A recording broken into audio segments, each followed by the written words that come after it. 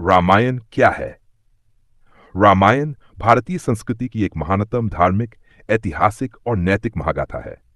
इसे महर्षि वाल्मीकि द्वारा संस्कृत में लिखा गया था और यह 7 कांडों भागों में विभाजित है।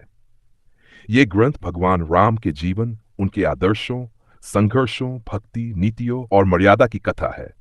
रामायण केवल एक धार्मिक ग्रंथ नहीं, बल्कि एक जीवन जीने की कला भी है। रामायण क्यों पढ़ना चाहिए?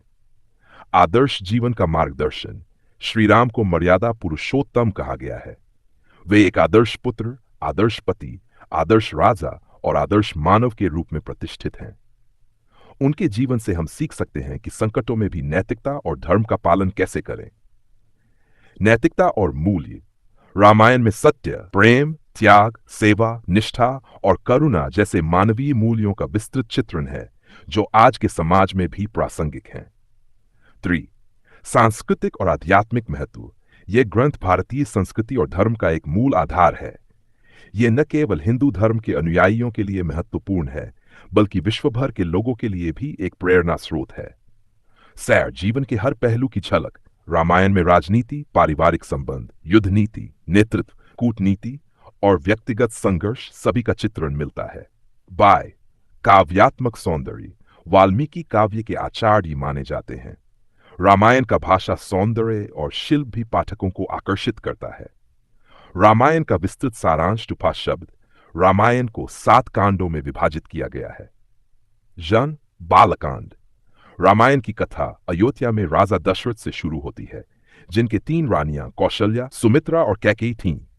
दशरथ को संतान की प्राप्ति नहीं थी, इसलिए उन्होंने ऋषियों से सलाह लेकर यज्ञ करवाया। यज्ञ के फलस्वरूप 4 पुत्र उत्पन्न हुए, राम, लक्ष्मण, भरत और शत्रुघ्न। राम और लक्ष्मण को शिक्षा हेतु विश्वामित्र ऋषि के साथ भेजा गया, जहां उन्होंने राक्षसी ताकारक और अन्य राक्षसों का वध किया। बाद में वे मिथिला गए, जहां राम ने शिव का धनुष तोड़कर जनक की पुत्री सीता से विवाह किया। सीता के साथ लक्ष्मण और उर्मिला, भरत और मांडवी तथा शत्रुघ्न और श्रुतकीर्ति का भी विवाह हुआ। राजा दशरथ राम को युवराज घोषित करना चाहते हैं, परंतु कैकेयी की दासी मंथरा उसे उकसाती है कि वह राम को वनवास और भरत को राजगद्दी की मांग करे। दशरथ वचनबद्ध होने के कारण राम को 4 वर्षों के वनवास का आदेश देते हैं। राम आज्ञापालक रूप में वन जाते हैं। सीता और लक्ष्मण भी उनके साथ जाते हैं। यह दृश्य अत्यंत मार्मिक होता है। राजा दशरथ पुत्र वियोग में प्राण त्याग देते हैं। भरत, जो नंदग्राम में थे, वापस आकर राम को लाने वन जाते हैं, लेकिन राम लौटने से मना कर देते हैं। भरत राम की खड़ाऊ लेकर अयोध्या लौटते हैं और नंदीग्राम में रहकर प्रतीकात्मक रूप से शासन करते हैं। अरण्यकांड। वन में राम, सीता और लक्ष्मण विभिन्न ऋषियों के आश्रमों में रहते हैं। वे अनेक राक्षसों का संहार करते हैं और ऋषियों की रक्षा करते हैं। यहीं पर रावण की बहन शूर्पणखा राम से विवाह का प्रस्ताव रखती है, पर जब राम मना करते हैं तो वह लक्ष्मण पर हमला करती है। लक्ष्मण उसकी नाक काट देते हैं। अपमानित होकर शूर्पणखा अपने भाई रावण से बदला लेने को कहती है। रावण मारीच की सहायता से सीता का हरण करता है और उन्हें लंका ले जाता है। राम लक्ष्मण सीता की खोज में निकलते हैं। इसी दौरान शबरी, कबंध और हनुमान से उनकी मुलाकात होती है। हनुमान राम के अनन्य भक्त बन जाते हैं। किष्किंधाकांड। राम की मुलाकात हनुमान के माध्यम से वानरराज सुग्रीव से होती है। सुग्रीव अपने भाई बाली से युद्ध में राम की सहायता चाहता है। राम बाली का वध करते हैं और सुग्रीव को किष्किंधा का राजा बनाते हैं। सुग्रीव अपने वानर दल को सीता की खोज में चारों दिशाओं में भेजता है। हनुमान को दक्षिण दिशा में भेजा जाता है।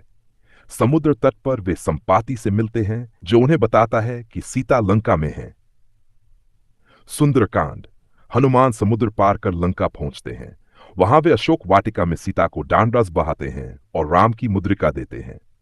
रावण के सैनिकों द्वारा पकड़े जाने पर हनुमान लंका में आग लगा देते हैं और वापस राम के पास लौटते हैं। युद्धकांड, लंका कांड। राम और उनकी सेना समुद्र तट पर पहुंचते हैं। राम समुद्र देव से रास्ता देने की प्रार्थना करते हैं, पर जब वे सुना करते हैं तो राम क्रोधित हो जाते हैं। अंततः समुद्र देव प्रकट होते हैं और नल नाम का वानर के नेतृत्व में राम सेतु का निर्माण होता है। राम की सेना लंका पहुंचती है और एक भयानक युद्ध होता है। लक्ष्मण मेघनाद से युद्ध करते हैं और घायल हो जाते हैं। हनुमान संजीवनी बूटी लाकर उन्हें जीवन दान देते हैं। कुंभकर्ण और मेघनाद का वध होता है। अंत राम रावण का वध करते हैं। राम सीता को अग्नि परीक्षा के माध्यम से शुद्ध सिद्ध करते हैं। उत्तरकांड, राम सीता को लेकर अयोध्या लौटते हैं। वहां उनका राज्याभिषेक होता है, जिसे रामराज्य कहा जाता है। ये एक आदर्श शासनकाल का प्रतीक है। बाद में कुछ प्रजा सीता की अग्नि परीक्षा पर संदेह करती है। राम अपने कर्तव्यों को सर्वोपरि मानते हुए गर्भवती सीता को वन में छोड़ देते हैं, जहां वे वाल्मीकि के आश्रम में लव और कुश को जन्म देती हैं। बड़े होकर लव कुश राम की अश्वमेध यज्ञ के घोड़े को पकड़ते हैं और राम से युद्ध करते हैं।